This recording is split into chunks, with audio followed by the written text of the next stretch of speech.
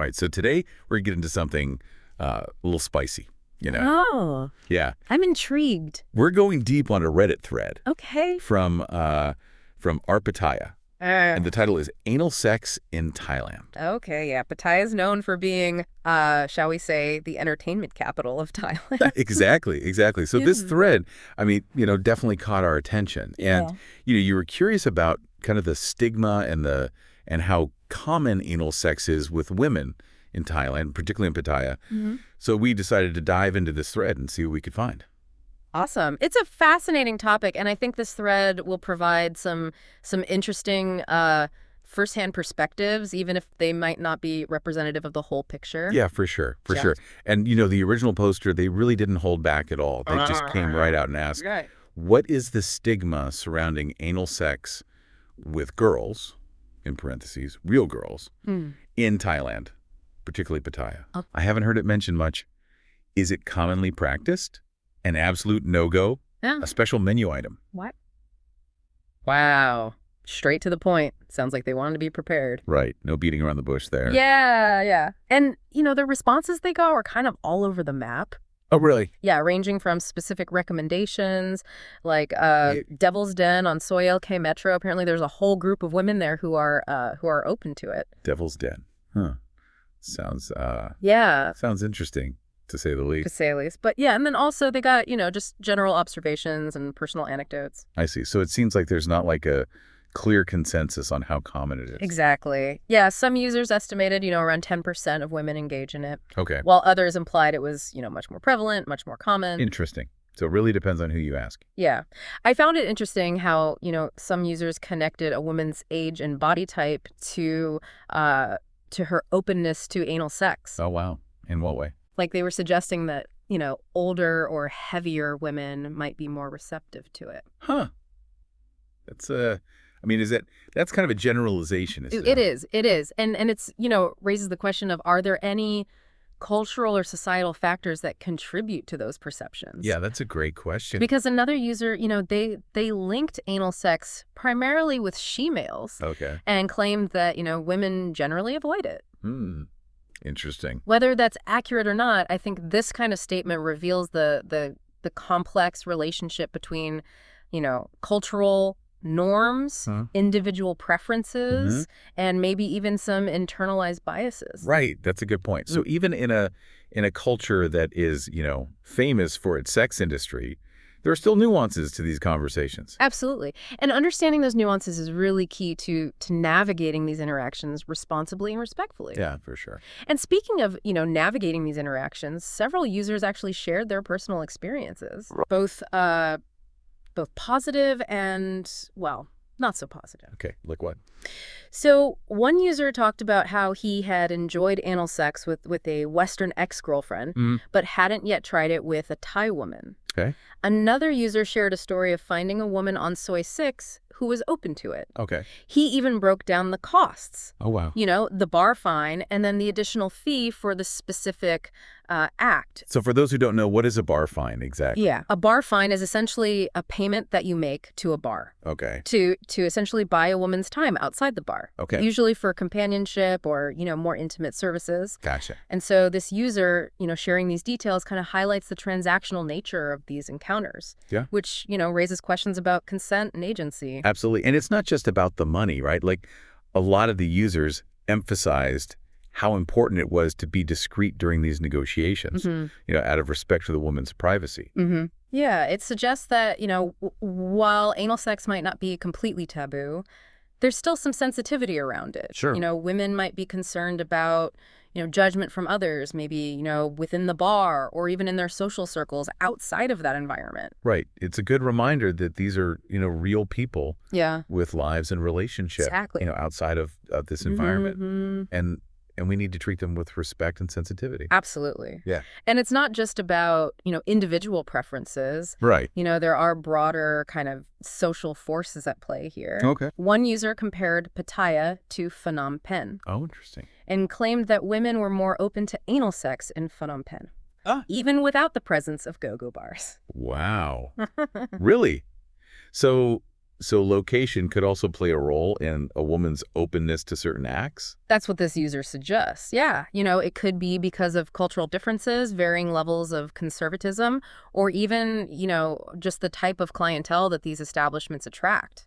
Right, right. It's a reminder that, we're dealing with a complex mix of individual desires and societal influences. Yeah, for sure. It's fascinating how this one Reddit thread is opening up so many different avenues of discussion.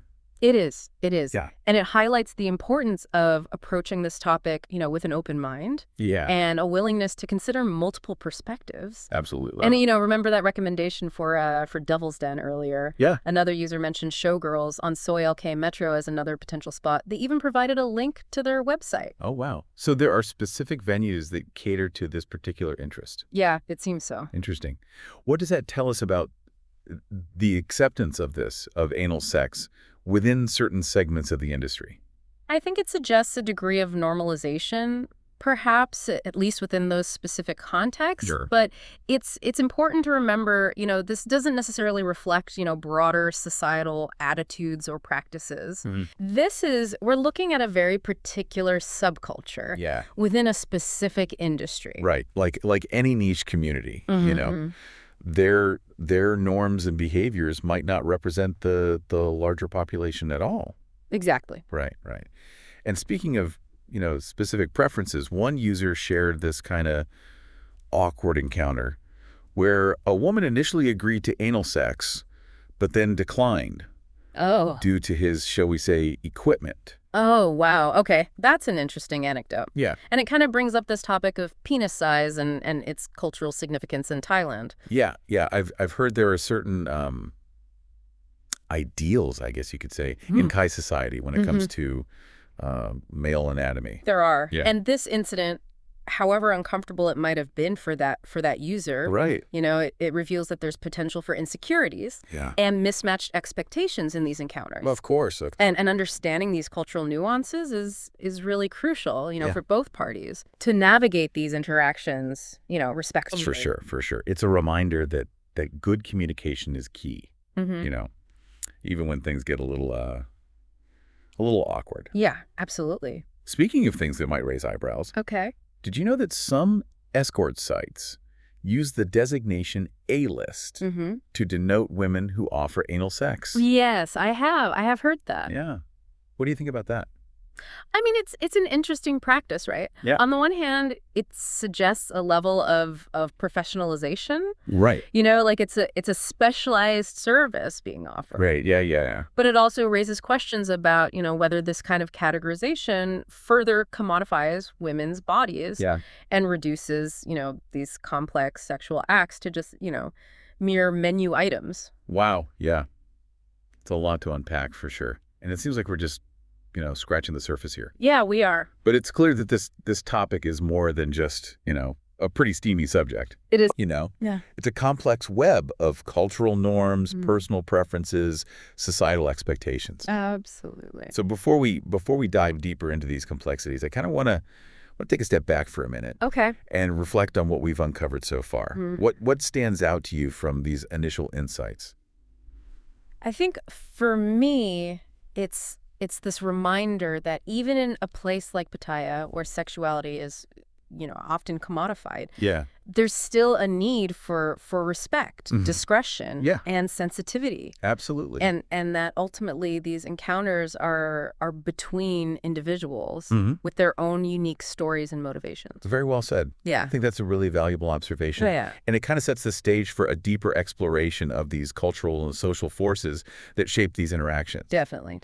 It's fascinating how a seemingly simple question about anal sex in Thailand can lead to such a complex and nuanced discussion. Totally right. Yeah. It's like we started with this Reddit thread looking for straightforward answers, but now we're dealing with like cultural norms, power dynamics, commodification of sexuality. Like, whoa. Exactly. Yeah.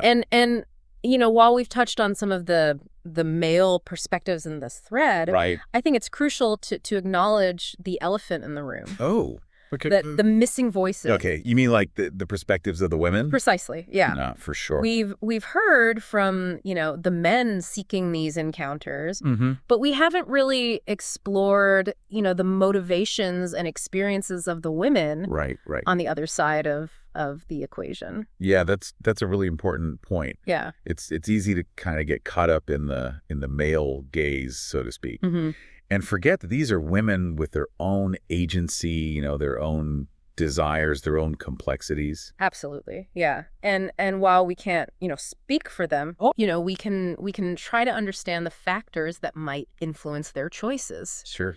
For some women, engaging in anal sex might be purely transactional. Right. A way to earn, higher income or fulfill a client's specific request. Yeah, I mean, it's their job. Right? They're professionals. Exactly. But it's also important to recognize that even within that professional context, there's going to be a wide spectrum of comfort levels and personal boundaries. Definitely. Some women might be perfectly comfortable with anal sex, while others, might have reservations or even strong aversions to it. Right. And these feelings can be, influenced by so many things. Sure. Personal experiences, cultural upbringing, societal pressures. Right.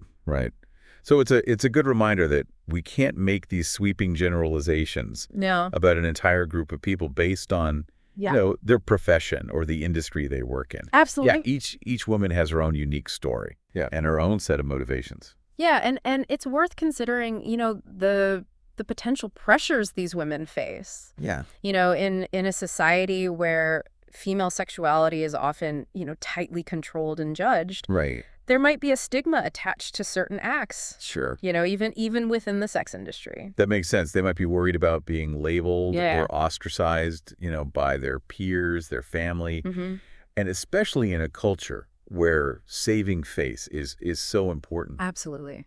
Like those concerns can carry a lot of weight. A lot of weight, yeah. Yeah. And it's also crucial to acknowledge the potential for coercion or exploitation in these situations. Even if a woman outwardly agrees to a specific act, there's always a chance that she might be doing so out of, economic necessity or fear of repercussions. Yeah, that's a really sobering thought. Yeah, it is. It reminds us that consent is paramount. Yeah. Any sexual encounter. And it's so crucial to be aware of the power dynamics at play, especially in these, transactional settings. Well said, yeah. We have to be mindful of the fact that not all choices are made freely. Right. And we shouldn't, romanticize or oversimplify the complexities of the sex industry. Yeah, this is why it's so important to seek out diverse perspectives, right? And to listen to the voices of those who are often silenced or marginalized. Absolutely. We need to move beyond just the male-centric narrative and try to understand the experiences of the women involved. I agree. And while this Reddit thread has provided, some interesting insights, it's clear that it only represents a small sliver of the overall picture. Right. It's like we're trying to understand the ocean by studying a single drop of water. Exactly. We need to dive deeper, explore different sources, engage with a wider range of perspectives. Yeah, perhaps, future deep dives, we could focus on finding those missing voices, exploring the lives and experiences of women working in the Thai sex industry. That would be fascinating. Yeah. We could look for interviews, documentaries, academic research, things like that. Exactly. Yeah. That, sheds light on their perspectives, their motivations, the challenges they face. Yeah, I think that would be incredibly valuable. I think so too. To move beyond just speculation and assumptions and really start to build a more nuanced and empathetic understanding of this world. Absolutely. Yeah. And it would remind us that, behind these labels and stereotypes are real people. Yeah. With their own stories to tell. For sure. And those stories deserve to be heard. Absolutely. Wow, we've really gone deep on this one. We have. It's amazing how one Reddit thread about this, anal sex in Thailand has opened up so many different things to talk about. It really is. It's like a testament to the power of curiosity. We start with this simple question, and now we're dealing with these complex issues of culture and consent and the very nature of the sex industry. It's been eye-opening, to say the least. It has. I think for me, what stood out the most is this realization that there's so much more to this topic than meets the eye. It's easy to just kind of fall into stereotypes or make assumptions. Right. But the reality is way more nuanced. It is. And multifaceted. Absolutely. And while we've gotten some valuable insights from this Reddit thread, Sure. It's important to remember that it only represents a very specific perspective. Yeah. That of male tourists seeking a particular type of experience. Right. It's like we're looking through a keyhole. We're only seeing this tiny little glimpse of this much larger and more complex picture. Absolutely. And it's a picture that also includes the perspectives of the women, of course. Of course, yeah. Which we haven't really fully explored here. And this is where I think it's important to step back and acknowledge the limitations of this deep dive. Sure. We've relied heavily on anecdotal evidence from a single source, right, which doesn't necessarily reflect the broader reality of anal sex in Thailand. It's like trying to understand a whole forest by just looking at one tree. Exactly. We need to zoom out, look at the bigger picture. Yeah. Consider the social, cultural, economic factors. Absolutely. That influence these interactions. Exactly. And that requires seeking out diverse voices and perspectives, particularly those of Thai women. Yeah. Their experiences, their motivations, their challenges are essential to understanding this complex issue. I'm wondering how can we even begin to explore those perspectives, in a responsible and ethical way? Yeah, it wouldn't be easy. It would require a lot of sensitivity, cultural awareness, a willingness to listen without judgment. Sure. We'd need to move beyond the sensationalized narratives that are often associated with the sex industry and really focus on the human stories behind the headlines. Perhaps we could look for, documentaries or articles written by Thai women or even interviews with experts who work directly with women in the sex industry. Yeah. We could also explore, academic research that examines the social and cultural factors that influence attitudes towards sexuality in Thailand. Those are great starting points. Yeah. The key is to approach this topic with humility and a recognition that we don't have all the answers. Our goal shouldn't be to pass judgment or draw these definitive conclusions, but rather to foster understanding and encourage thoughtful dialogue. Yeah, it's a reminder that learning is a continuous process, right? It is. There's always more to uncover, especially when dealing with these complex and sensitive topics like this. Absolutely. And it's a process that shouldn't end with this deep dive. Right. I encourage you, our listener, to continue exploring these themes, seeking out diverse perspectives, challenging your own assumptions. What stood out to you most in this exploration? What questions do you still have? This conversation is far from over, and we'd love to hear your thoughts. Absolutely. Remember, curiosity is a powerful tool. It is. For growth and understanding. It is. So keep asking questions. Keep exploring. Yeah. Keep the conversation going.